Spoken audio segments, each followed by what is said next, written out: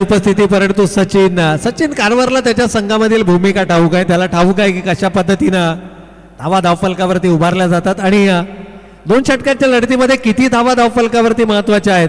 परंतु परेशचंही आपण विशेष कौतुक करूया. परेश नाटेकर या गोलंदाजाच्या नावाची चर्चा आपल्याला नेहमीच पाहायला मिळते.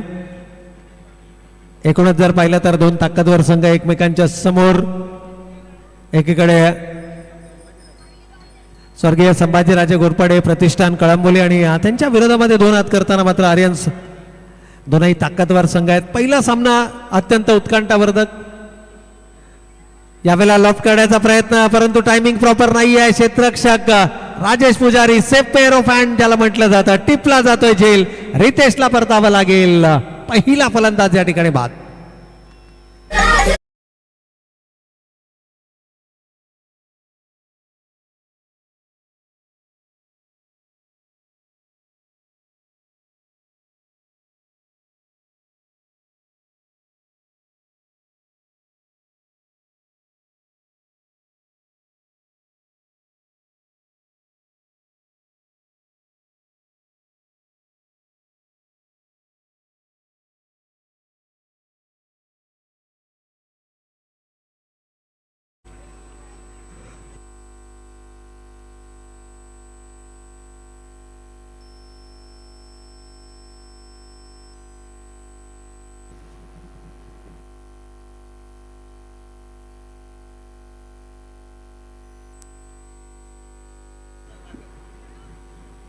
तर निश्चितच या ठिकाणी जर का आपण पाहिलं तर पहिला फलंदाज गमावला गेलाय. काही प्रमुख खेळाडूंची अनुपस्थिती आणि तरी देखील त्याच ताकदीनं, त्याच ईर्षेनं, त्याच जिद्दीनं लढताना आर्यन संघ आपल्याला मैदानाच्या आतमध्ये पाहायला मिळतो आणि तीच जिद्द मैदानाच्या बाहेर जर का आपण पाहिली तर आयोजकांची आपल्याला पाहायला मिळते, ज्यामध्ये अर्थातच ललित केशवन यांचंही आपण विशेष कौतुक करूया. या स्पर्धा यशस्वी होण्याकरता सकाळच्या सत्रापासून ते आपल्या समोर जोडले गेले आणि आतापर्यंतही जर का पाहिलं तर ललित यांचं देखील या संपूर्ण स्पर्धांना यशस्वी करण्यासाठी सर्वाधिक महत्त्वाचं योगदान लाभलंय. स्वतः जातीनं प्रत्येक गोष्टीकडे ते लक्ष केंद्रित करतायत आणि या आयोजनासाठी हे सर्वाधिक महत्त्वाचं असतं की तुमची जिद्द, तुमची चिकाटी त्या आयोजनाला यशस्वी बनवण्यासाठी सर्वाधिक महत्त्वाची असते. पहिल्या षटकाचा खेळ संपलाय. धावा धावफलकावरती अवघ्या पाहायला मिळतात त्या 1 गडी बाद 9 धावा. पहिल्या सत्राचा ज्यावेळेला खेळ सुरू होता धावा आपण खोऱ्यानं धावफलकावरती पाहिल्या, परंतु दुसऱ्या फेरींना जशी सुरुवात झाली आहे धावा धावफलकावरती थोड्याशा कमकुवत आपल्याला पाहायला मिळतात. या ठिकाणी आपल्याच फॉलोथ्रू मध्ये टिपला जातोय झेल. महत्वाची सफलता. सचिनला मात्र परतावं लागतंय. आणखीन एक विकेट.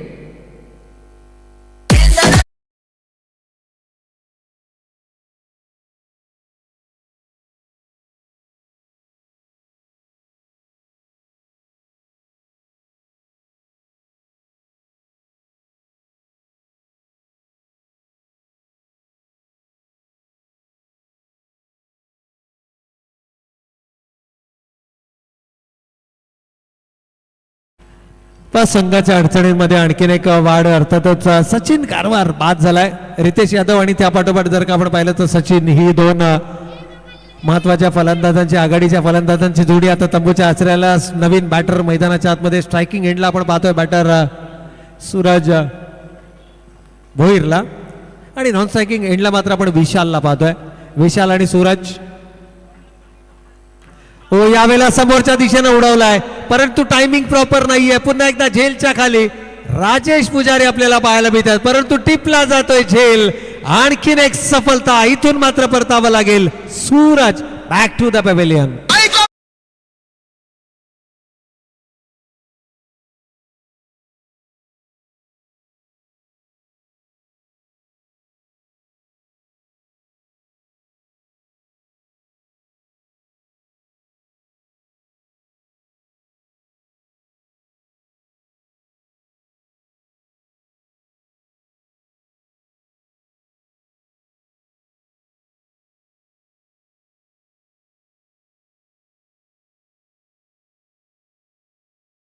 चला या ठिकाणी झेल टिपला गेलाय. आणखीन एक फलंदाज. 3 गडी बाद आणि धावा मात्र अजूनही सिंगल डिजिट मध्ये धावफलकावरती आपल्याला पाहायला मिळतात त्या 9 धावा.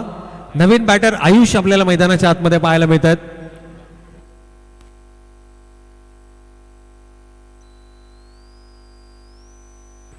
पण संदीपने मात्र कमालीचा झेल टिपला. शेवटच्या क्षणापर्यंत चेंडूवरती त्याची नजर होती. खरं तर राजेश पुजारी जर का एखाद्या झेल खाली असेल आणि त्याच्या हातामधून झेल टिपणं, संदीपनं मात्र ही कामगिरी केली आहे. यावेळेला उजव्या यष्टी बाहेरचा चेंडू होता. चॉप करण्याचा प्रयत्न, अवे फ्रॉम द बॉडी, शरीरापासून दूर जाणारा हा चेंडू पंचाने अवांतर घोषित केलाय. मागील चेंडूवरती विकेट आली, त्यानंतर मात्र हॅट्रिक अजूनही संधी आहे. 2 चेंडूवरती 2 विकेट्स मिळवल्या. यावेळेला देखील टप्पा पडल्यानंतर चेंडू थोडासा बाहेर निघतोय. थोडासा अवे फ्रॉम द बॉडी, शरीरापासून चेंडू दूर ठेवण्याचा प्रयत्न. आयुष मेहता आपल्याला नवीन बॅटर मैदानाच्या आतमध्ये पाहायला मिळत आहेत. 11 रन्स ऑन द बोर्ड, 11 धावा धाव फलकावरती आहेत. यावेळेला स्लो ओव्हर 1 पद्धतीचा चेंडू होता. फिंगर्स रोल केल्या गेल्या, अगदी रिलीज पॉइंटला हा चेंडू पिक केलाय आणि भिरकावून दिलाय सीमा रेखा पार. षटकार.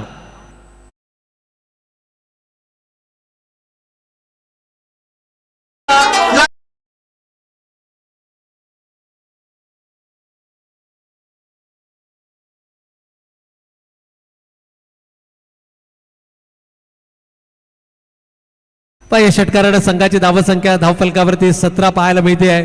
पण मच निडेड सिक्सर, या षटकाराची आवश्यकता होती. अजूनही 3 चेंडू शिल्लक आहेत, किमान 2 मोठे फटके तुम्हाला 30 या धावसंख्येपर्यंत घेऊन जाऊ शकतात. इथे मात्र पंच सांगतायत की हा चेंडू देखील स्वैर आहे. या षटकातील हा सलग 3रा अवांतर चेंडू आपण पाहिला. पहिल्या चेंडूवरती विकेट, दुसऱ्या चेंडूवरती विकेट, तिसऱ्या चेंडू अवांतर, त्यानंतर अवांतर, पुन्हा एक षटकार आणि पुन्हा अवांतर. यावेळेला मात्र फुल्लर लेनचा चेंडू होता, यॉर्क केलाय, अगदी ब्रह्मास्त्र अचूक ठिकाणावरती पडतंय. विकेट आणि फलंदाज बाद.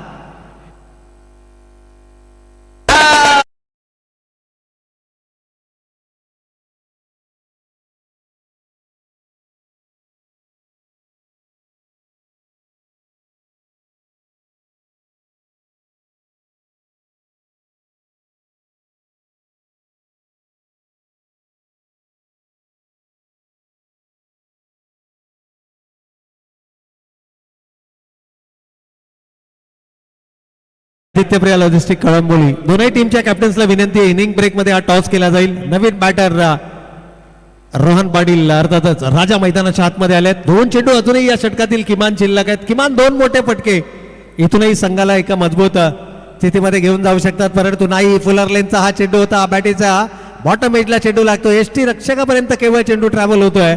कोणत्याही प्रकारची धाव या ठिकाणी पाहायला मिळत नाहीये. 17 धावा. सामना क्रमांक 3 आपण मैदानाच्या आतमध्ये पाहतोय. पहिल्या सामन्यामध्ये, दुसऱ्या फेरीच्या पहिल्या सामन्यामध्ये जर का आपण पाहिलं तर धावा मर्यादित धाव फलकावरती पाहायला मिळाल्या. अवघ्या 22-23 धावांचं लक्ष होतं. दुसऱ्या सामन्यामध्ये जर का आपण पाहिलं तर लक्ष देखील पुन्हा एकदा मर्यादित पाहायला मिळालं. 26 होता, 27 धावांचं, त्या धावांचा यशस्वी पाठलाग केला गेला आणि 3रा सामना या ठिकाणी मैदानावरती सुरू आहे. 2 षटकांचा खेळ संपलाय. धावा धाव फलकावरती आल्यात 18 आणि विजयासाठी लक्ष मात्र उभारलं जात आहे 19 धावांचं.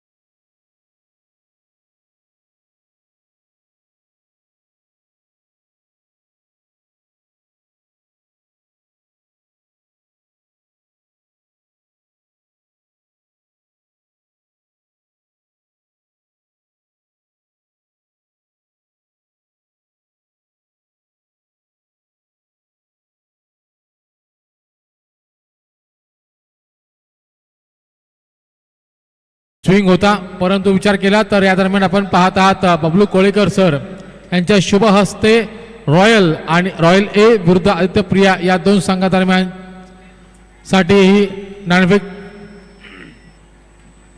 टॉस जिंकलाय तो रॉयल या संघाने.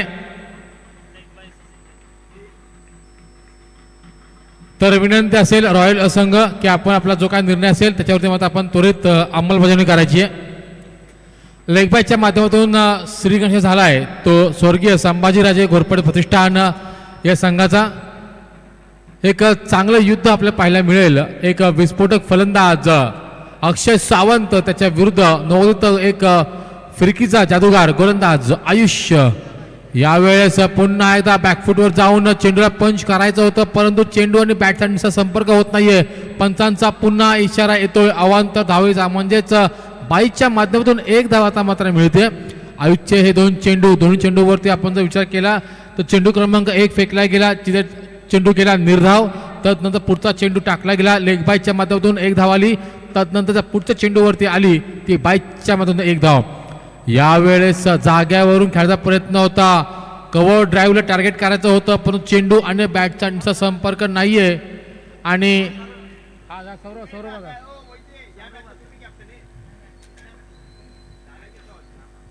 दरम्यानचा पुढचा बॉल, यावेळेस हलकासा ओव्हरपिच चेंडू, फुल टॉस चेंडू आणि याचाच खरपूस समाजा घेतला फलंदाज सचिन.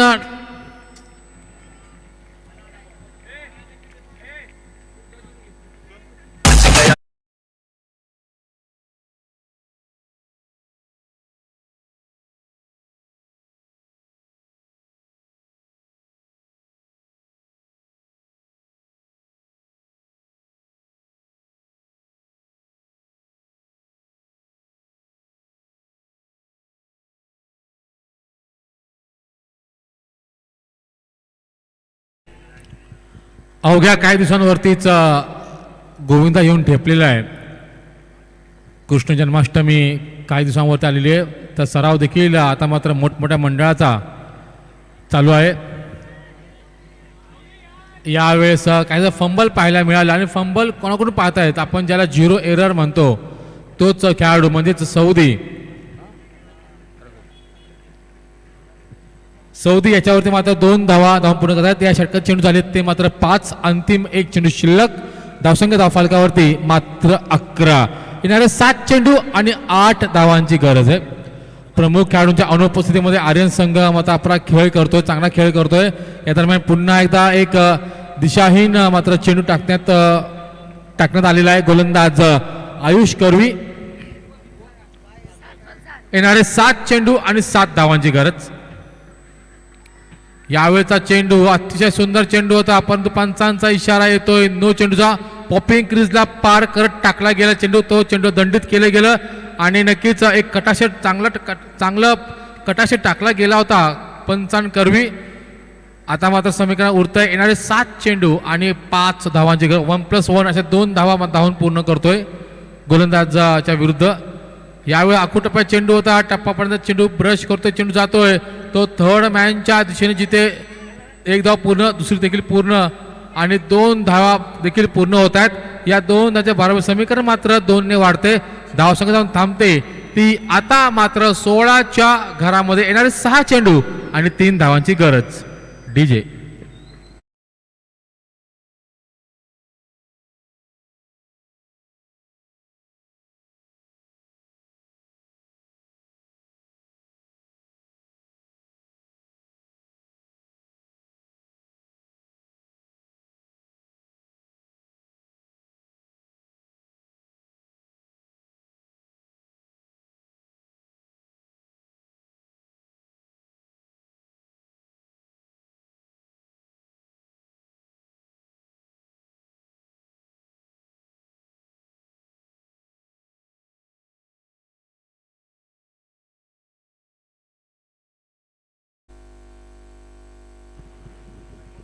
येणारे 6 चेंडू आणि 3 धावांची गरज. आता मात्र या सामन्याची धुरा स्वतः संघनायक रोहन पाटील उर्फ राजा यांनी आपल्या खांद्यावरती घेतलेली आहे. जय आणि पराजयमध्ये जर कोण उभा असेल तर तो मात्र गोलंदाज रोहन पाटील. 6 चेंडू 3 धावांची गरज. पहिला चेंडू ते करपूस समाजा घेतला. चेंडू जातोय तो सीमे रेषे नजदीक उभा असलेला आणि येतो दणदणीत खणखणीत षटकार आणि षटकार समीकरण मात्र बदलतंय आणि स्वर्गीय संभाजी राजे घोरपड प्रतिष्ठान हा संघ मात्र मी म्हणेल की दिमागदार पद्धतीमध्ये पुढील फेरीमध्ये म्हणजेच सेमीफायनल 1 मध्ये आता मात्र प्रवेश करतोय. माफ करा, सेमीफायनल 2 मध्ये. तर चला रॉयल संघ आपण आपला निर्णय त्वरित काढवायचा आहे. क्षेत्ररक्षण धन्यवाद. आणि आदित्यप्रिया आपण आपले 2 खेळाडू आघाडीची सलामीचे 2 फलंदाज कृपया लवकरात लवकर खेळपट्टीवर पाठवायचे.